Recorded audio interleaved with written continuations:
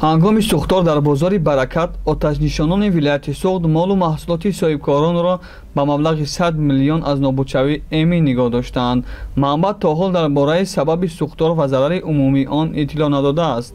танҳо ишора кардааст ки аз тарафи мутахассисони хадамоти давлатӣ, оташнишонии вазорати корҳои дохилӣ ва дигар сохторҳои дахлдор таҳқиқи ҳодиса давом дорад. шоми 21 октябри соли 2021 дар нуқтаи фурӯши чӯбу тахтаи маркази савдои Баракат воқеъ дар ноҳияи Бобоҷон Ғафурови вилояти Суғд сӯхтор ба амал омад. ҳангоми ба маҳалли ҳодиса расидани оташнишонон, сӯхтор дар масоҳати 400 метри мураббаъ паҳн гардида, чӯбу тахтаҳои зери соябонҳоро оташ фаро гирифт.